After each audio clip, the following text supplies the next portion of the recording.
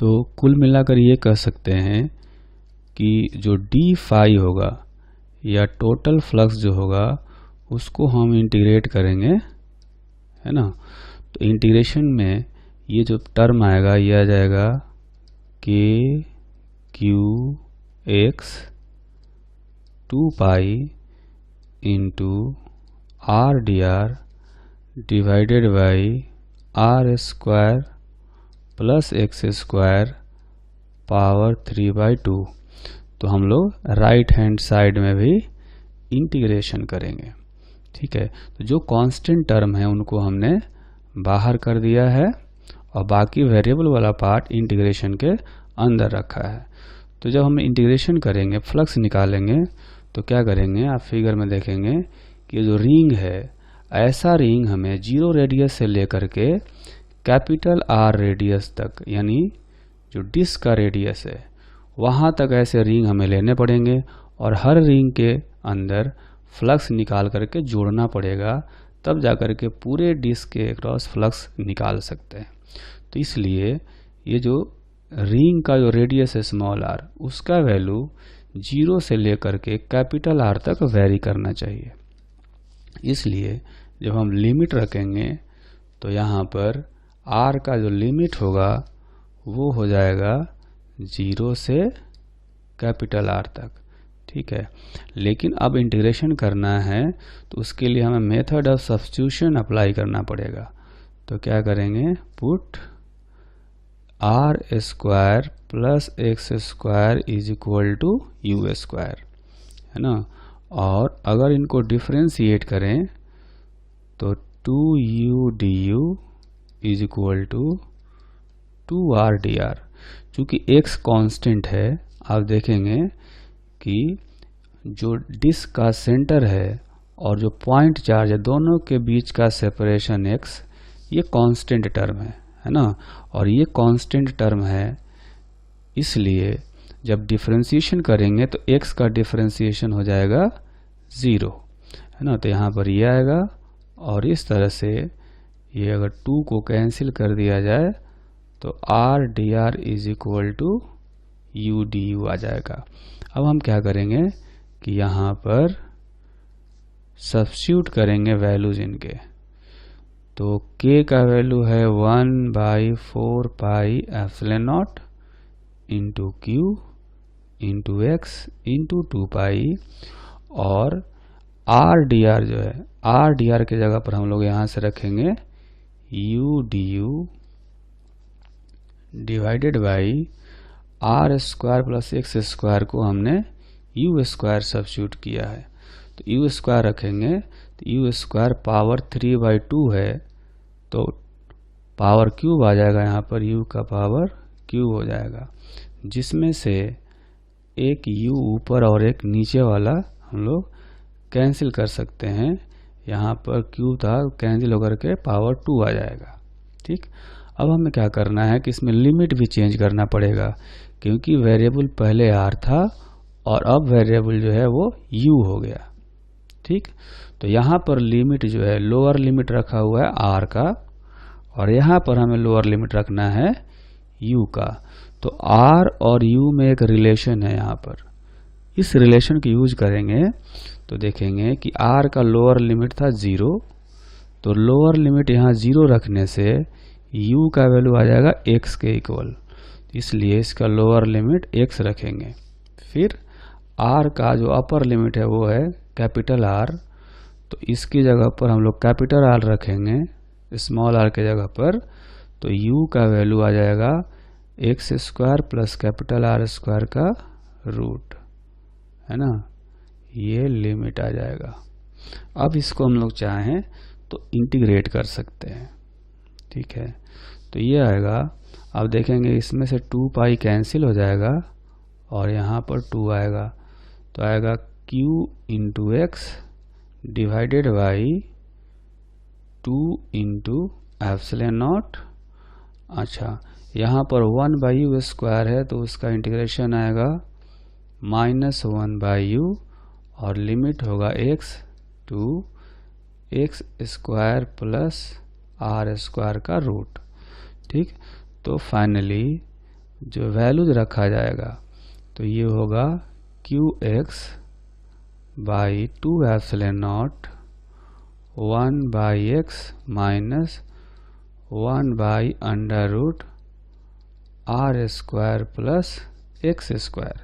ठीक, और अगर x से मल्टीप्लाई कर दें तो फ्लक्स का वैल्यू आएगा Q by 2 epsilon not into 1 minus x divided by R square plus x square का रूट।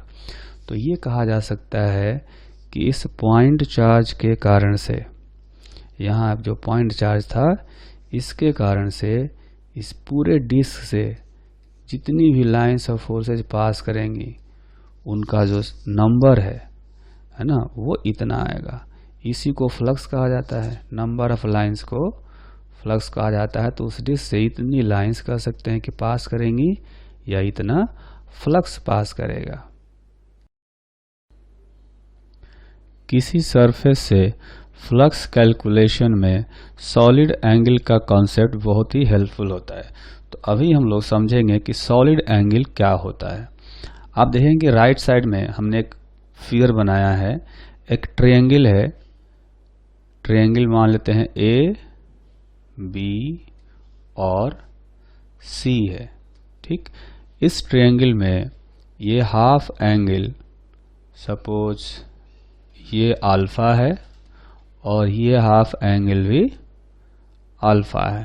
ठीक, अब इस ट्रायंगल को, ये जो वर्टिकल लाइन ड्रॉ किया हुआ रेड कलर से, अगर इस वर्टिकल लाइन के अबाउट इस ट्रायंगल को रोटेट कराया जाए तो रोटेट कराने से क्या होगा कि आप देखेंगे कि ये कोनिकल जो वॉल्यूम है ये स्वेप्ट करेगा, कुछ इस टाइप का है ना। तो ऐसा जो ये जो कोनिकल सेक्शन बन रहा है, इस कोनिकल सेक्शन में एक 3D एंगल बन रहा है ना। ये जो अल्फा एंगल हमने लिया था ट्रायंगल में, वो अल्फा को बोला जाता है प्लेन एंगल। ये अल्फा प्लेन एंगल है। लेकिन जैसे ही हम लोग इस ट्रायंगल को घुमाते हैं तो घुमाने से क्या होता है, एक कोनिकल वॉल्यूम स्वेप्ट होता है। तो ये जो कोन है, कोन के वर्टेक्स पर जो 3D एंगल बन रहा है ना, ये जो 3D एंगल बन रहा होगा, जो गोल हमने दिखा रखा है, ये 3D एंगल जो होता है उसको कहा जाता है सॉलिड एंगल। जो हम प्लेन एंगल की बात करेंगे तो एक पॉइंट के अराउंड टोटल 360 डिग्री का एंगल होता है ना। कहते हैं total plane angle around a point is 2 pi, means 360 degree, 2 pi radian कह सकते हैं।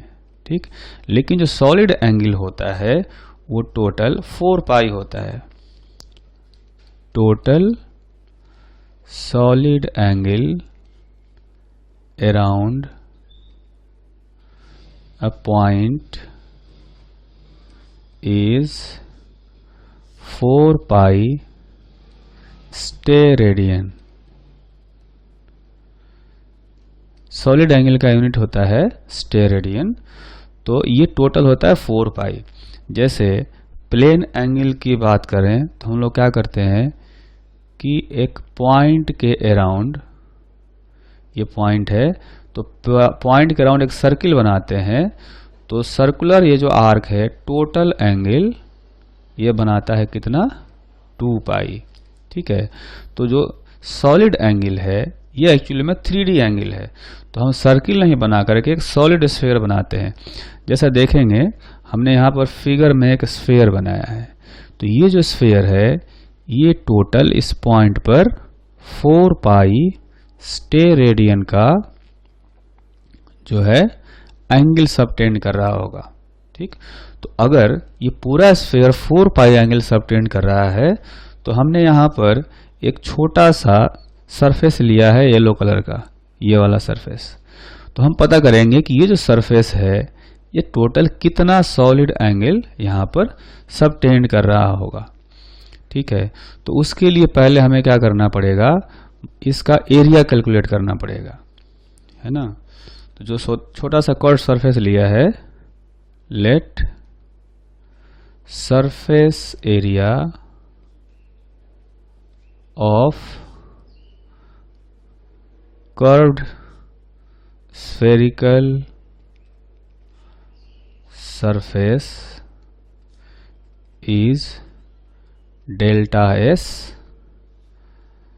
then solid angle subtended by this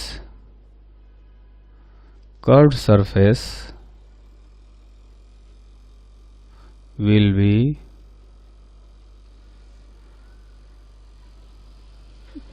solid angle is equal to, इसको हम लोग ऐसे लिख सकते हैं कि 4 पाई एंगल सबटेंड करता है कितना एरिया, पूरा स्फीयर यानी 4 पाई आर स्क्वायर। ठीक है, इस फिगर में देखेंगे कि पूरा स्फीयर का जो एरिया है यानी 4 पाई आर स्क्वायर वो 4 पाई एंगल सबटेंड करता है। ठीक है, तो यूनिट एरिया कितना करेगा, 4 पाई डिवाइडेड बाई टोटल एरिया, ये हो गया solid angle subtended by unit area. तो अगर इस कर्व सरफेस का एरिया हो गया डेल्टा एस, तो उससे मल्टीप्लाई कर देंगे, है ना। ये डेल्टा एस किसका एरिया है, ये जो हमने येलो कलर का सरफेस बनाया है इसका एरिया है डेल्टा एस। तो हमें पता करना है कि ये जो एरिया है कितना एंगल यहाँ पर सबटेंड कर रहा होगा, ये वाला एंगल हमें कैलकुलेट करना है। ठीक है, तो इसलिए हम लोग क्या करेंगे कि अगर इस येलो कलर जो सरफेस है उसका एरिया अगर डेल्टा एस है, तो सॉलिड एंगल वो जितना बनाएगा उसको ऐसे लिख सकते हैं 4 pi by 4 pi are square, solid angle subtended by unit area. ये हो गया solid angle subtended by unit area. तो डेल्टा एस में डेल्टा एस एरिया कितना सबटेंड करेगा, तो डेल्टा एस से मल्टीप्लाई कर देंगे। ठीक है, तो अब जो है ये आएगा कुल मिलाकर के delta s divided by r square. तो हमें इसमें डेल्टा एस का वैल्यू कैलकुलेट करना है। ठीक है, तो ये जो सरफेस है इसका एरिया निकालते हैं। एरिया निकालने के लिए हम क्या करेंगे कि इसमें एक छोटा सा एलिमेंट्री रिंग लेते हैं, है ना। ऐसा यहाँ पर एक रिंग ले लेते हैं। ये जो रिंग है इसको सेंटर से मिलाते हैं। ठीक, इसको यहाँ सेंटर से मिलाएंगे और एक वर्टिकल लाइन जो सरफेस के सेंटर से पास कर रहा होगा, ठीक है,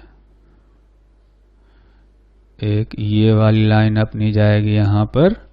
तो इसमें जो है ये वाला एंगल हम लोग मान ले रहे हैं कि यहाँ से थीटा एंगल पर ये जो है ये दी थीटा एंगल सबटेंड करने वाला एक छोटा सा आर्क लिया यहाँ पर। ठीक है, इस आर्क का लेंथ हो जाएगा आर डी थीटा। ठीक, अब इतना ही थिकनेस का हमने यहाँ पर एक रिंग ले लिया है। ठीक है, ये एक रिंग ले लिया है। तो इस रिंग का जो रेडियस होगा ये होना चाहिए आर, या यहाँ से देखें तो ये आर हो जाएगा उसका रेडियस। ठीक, अब ये जो स्फीयर है, स्फीयर का रेडियस लिया है हमने आर, तो ये भी आर हो गया। ये एंगल थीटा है। तो इस राइट एंगल ट्रायंगल में इस स्मॉल आर का वैल्यू देखेंगे। यहाँ पर मैं ट्रायंगल बना देता हूँ फिर से। ये रेडियस हो गया स्फीयर का, ये रेडियस हो गया उस छोटे से रिंग का, और ये हाइट है जो भी है। ठीक है, और ये है theta.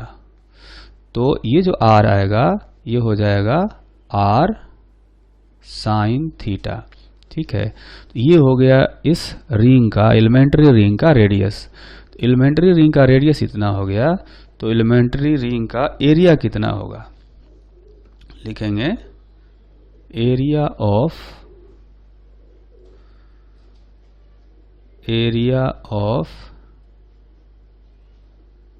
Elementary ring is equal to 2 pi r, जो उसका सरकमफेरेंस है, into thickness r D theta. एक बार फिर से फिगर देखते हैं। अगर इस रिंग का रेडियस है आर, इसका टोटल लेंथ यानी सरकमफेरेंस हो जाएगा, इसका टोटल सरकमफेरेंस जो होगा ये होगा 2 पाई इंटू आर, और इसका जो थिकनेस है, थिकनेस हमने लिखा हुआ है कितना, ये है आर डी थीटा। तो थिकनेस है आर डी थीटा। तो इस शेडेड पार्ट का यानी एलिमेंट्री रिंग का जो शेडेड पार्ट है उसका एरिया निकालना हो तो लेंथ 2 पाई आर और थिकनेस आर डी थीटा, दोनों को मल्टीप्लाई करेंगे तो एरिया आ जाएगा। वही यहाँ पर किया हमने, 2 pi R into R D theta. ठीक, तो ये इस रिंग का एरिया हो गया 2 पाई, और ये स्मॉल आर है, स्मॉल आर का वैल्यू हमने यहाँ कैलकुलेट किया है, वो है कैपिटल आर साइन थीटा। तो यहाँ पर रखेंगे capital R sine theta into R D theta. ठीक, अब इसको इंटीग्रेट कर देते हैं।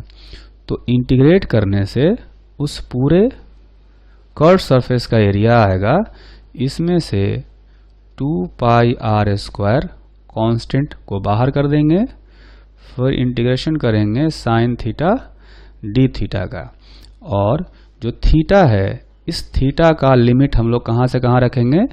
मान लेते हैं कि जो सरफेस है वो प्लेन एंगल बना रहा है अल्फा, है ना, ये अल्फा एंगल बना रहा है, हाफ एंगल। जैसे यहाँ पर हमने लिया था हाफ एंगल अल्फा या अल्फा, उसी तरह से हम लोग ऐसा एक पॉइंट ए एक पॉइंट बी, इन दोनों को चाहे तो हम लोग मिला सकते हैं यहाँ से। तो ये जो ट्रायंगल बन रहा है ये हाफ एंगल अल्फा बना रहा है, इधर भी हाफ एंगल अल्फा बना रहा है। ठीक, तो ये जो थीटा है, इस थीटा का वैल्यू हमें कहाँ से कहाँ वेरी कराना चाहिए। तो आप देखेंगे कि ऐसा एलिमेंट, ये जो एलिमेंट है, ऐसा एलिमेंट हमें यहाँ से लेकर के पूरे कर्व सरफेस पर जो येलो कलर का दिख रहा है वहाँ तक लेना है ना। तो ऐसा छोटा छोटा रिंग पहले यहाँ पर लेंगे, फिर यहाँ लेंगे, इस तरह से रिंग, सब रिंग का एरिया निकाल करके हम लोग ऐड करते जाएंगे। तो रेडियस जो होगा, जो थीटा का वैल्यू होगा, जब यहाँ रिंग लेंगे तो थीटा का वैल्यू होगा 0, और जब यहाँ लेंगे रिंग तो उस केस में थीटा का वैल्यू होना चाहिए अल्फा। ठीक है, तो थीटा का वैल्यू 0 से अल्फा तक यहाँ पर हम लोग रखेंगे, थीटा का वैल्यू 0 से अल्फा तक रखेंगे। तो इंटीग्रेशन करने के बाद जो डेल्टा एस है, इस डेल्टा एस का वैल्यू आएगा 2 pi are square into sine theta का इंटीग्रेशन होता है माइनस कॉस थीटा, लिमिट रखेंगे 0 to alpha.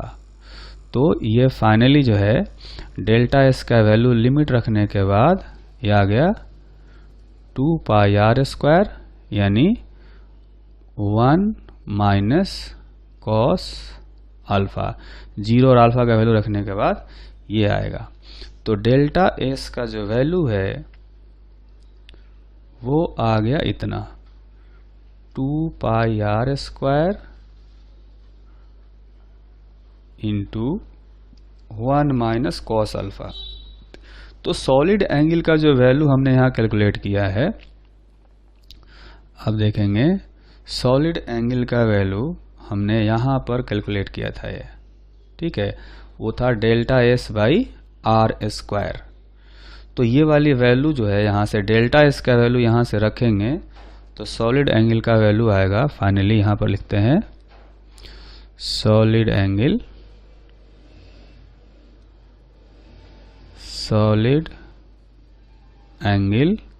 Is equal to delta s by r square. यहाँ फिगर में देखेंगे delta s by r square, और डेल्टा एस का वैल्यू कितना है, इतना। तो लिखेंगे 2 pi into r square 1 minus cos alpha divided by r square. तो ये आर स्क्वायर और ये आर स्क्वायर कैंसिल हो गया। ठीक है, तो फाइनली सॉलिड एंगल का जो वैल्यू आया, solid angle is equal to 2 pi 1 minus cos alpha. ठीक है, तो अब इसका जो है सॉलिड एंगल का कॉन्सेप्ट हम लोग आगे यूज कर सकते हैं, किस लिए? फ्लक्स कैलकुलेट करने के लिए। जैसा कि आप देखेंगे हमने एक स्फीयर बनाया है और इस स्फीयर पर एक कर्व सरफेस दिखाया है ग्रीन कलर से, है ना। ये जो ग्रीन कलर है ये सेंटर पर हाफ एंगल बना रहा है अल्फा और इधर का भी हाफ एंगल है अल्फा। ये अल्फा जो है ये अल्फा प्लेन एंगल है ना, जो कि किसी पॉइंट के अराउंड टोटल होता है कितना?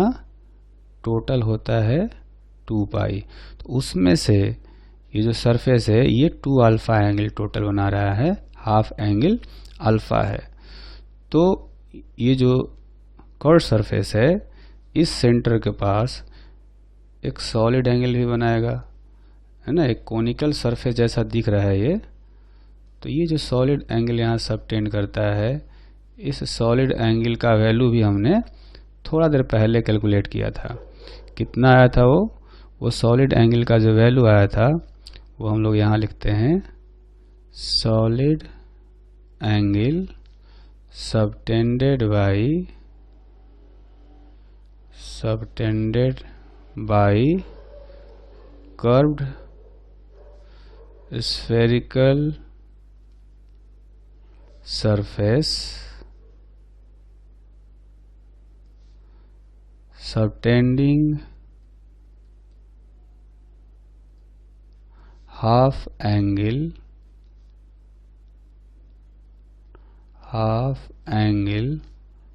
alpha at the center is given by 2 pi 1 minus cos alpha. ठीक है, अच्छा, इसके बाद जैसा कि गॉस थ्योरम हमने पढ़ा था कि total flux through the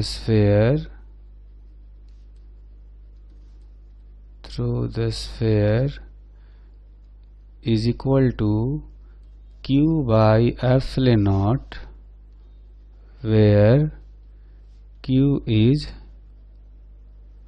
charge placed at center of sphere। ठीक है, तो जैसे ये स्फीयर है, इस स्फीयर के सेंटर पर अगर कोई चार्ज Q रख दिया हमने, है ना, इसके सेंटर पर Q चार्ज रख दिया, तो इस Q चार्ज से टोटल लाइंस ऑफ फोर्सेज लिख लेंगी Q बाई एप्सिलॉन नॉट, और ये लाइंस ऑफ फोर्सेज इस पूरे स्फीयर पर यूनिफॉर्मली डिस्ट्रीब्यूटेड होंगे। ठीक, तो हमें निकालना है कि इस ग्रीन सरफेस से कितनी लाइंस पास कर रही होंगी। तो हम ये कह सकते हैं कि 4 पाई सॉलिड एंगल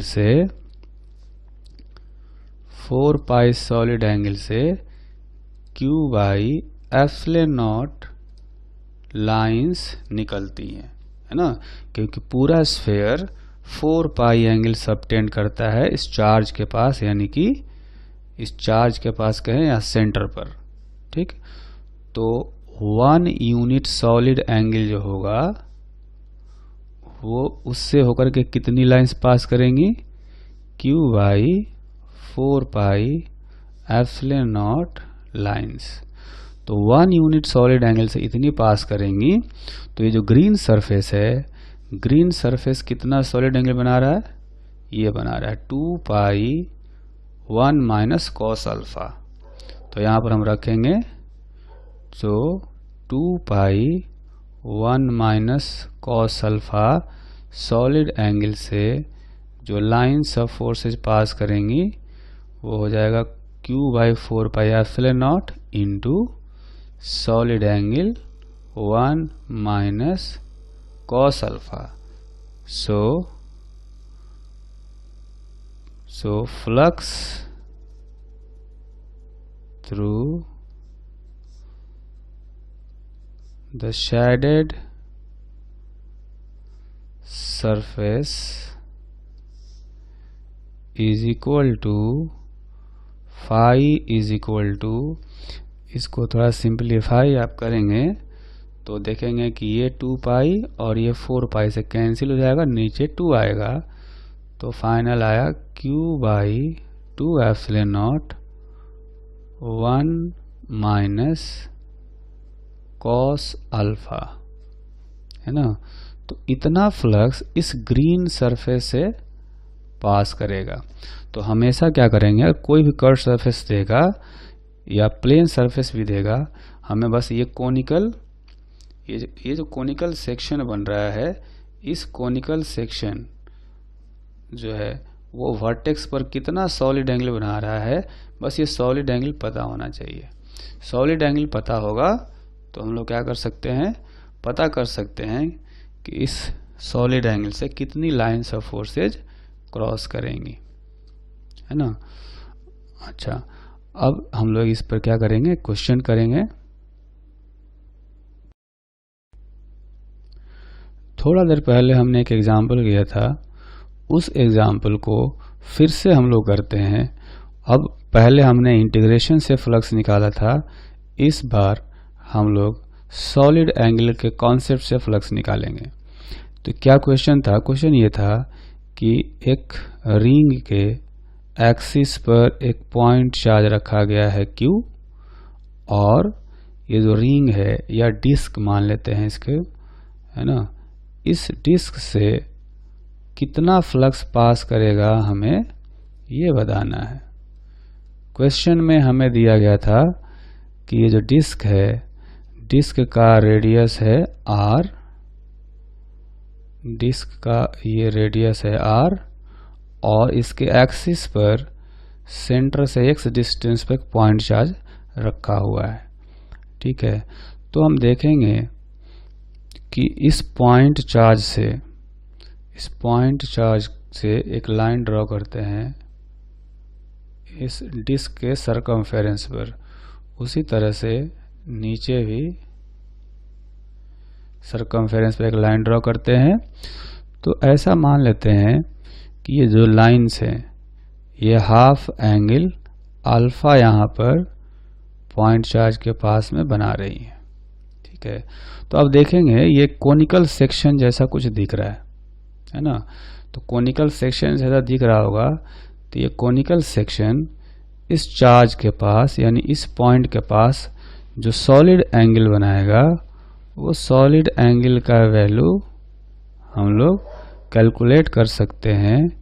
इस तरह से वो आएगा 2 pi into 1 minus cos alpha, ठीक है। ये इतना सॉलिड एंगल होगा। तो जैसा कि हम जानते हैं कि Q/ε0 लाइन्स निकलती हैं 4 पाई सॉलिड एंगल से, है ना। ऐसे कहें कि 4 पाई सॉलिड एंगल से कितनी लाइन्स निकलती हैं, Q/ε0 नंबर ऑफ लाइन्स निकलती हैं।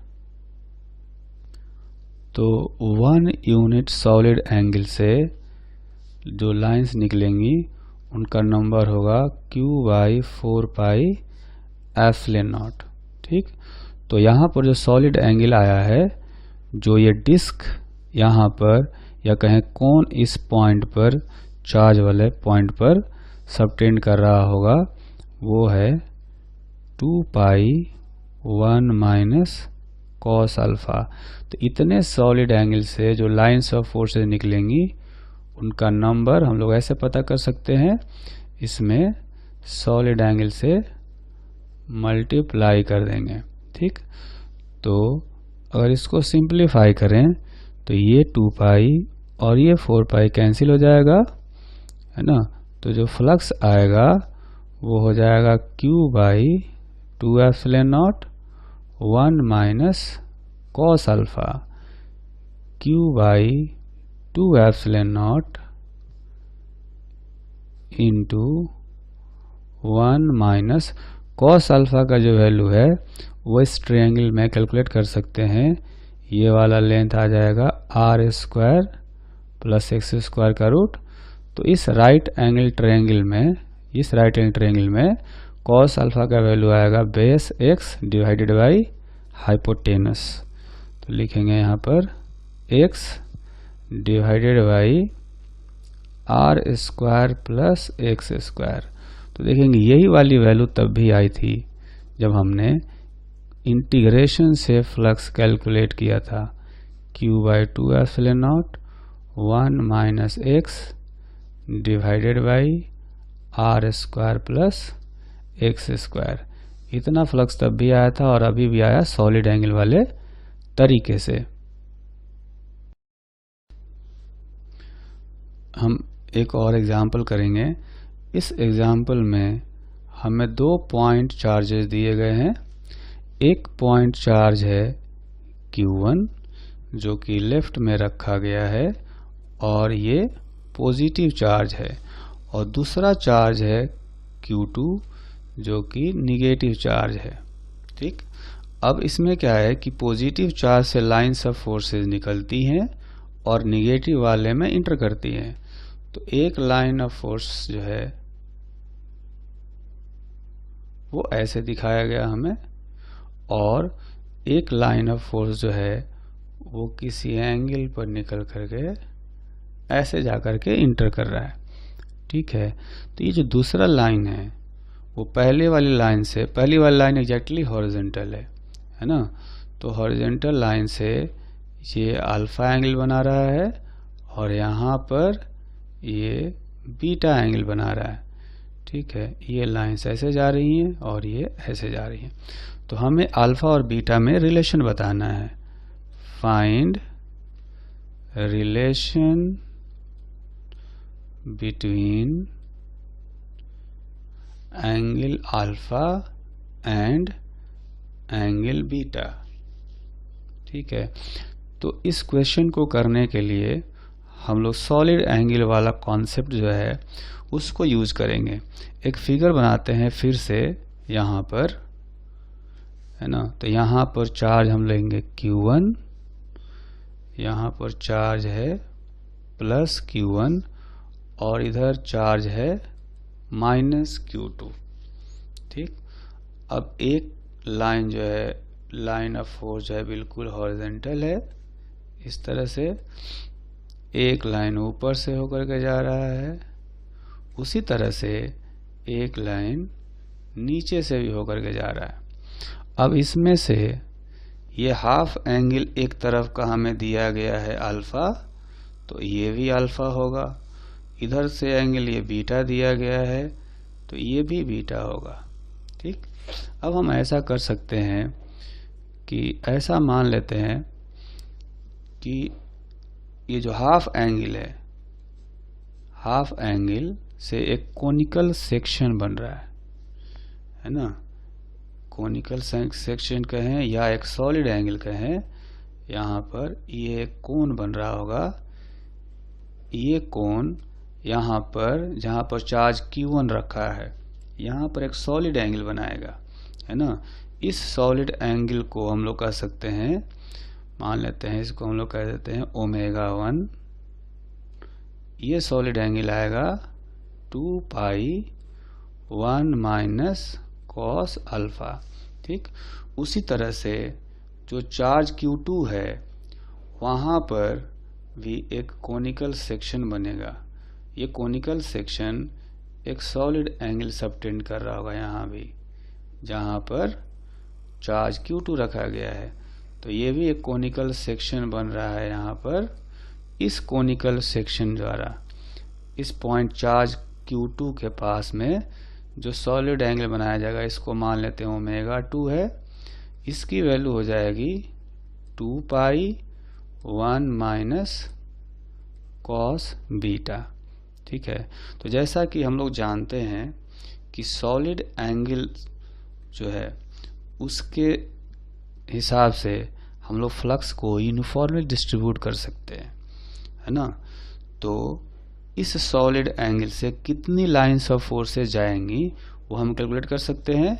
उसी तरह से इस सॉलिड एंगल में कितनी लाइंस ऑफ फोर्सेस इंटर करेंगी Q2 चार्ज के पास, ये हम लोग कैलकुलेट कर सकते हैं। तो यहाँ पर जो फ्लक्स है वो आएगा, ये होता है Q1 charge divided by 4 pi solid angle से Q1 lines of forces, Q1 by epsilon naught lines of forces आ रही हैं, तो इनटू ये सॉलिड एंगल से मल्टीप्लाई कर देंगे 2 पाई 1 माइनस कॉस अल्फा। इतना फ्लक्स जो है या इतनी लाइंस ऑफ फोर्सेज जो हैं वो इस कोन से निकल रही होंगी ऐसे, है ना।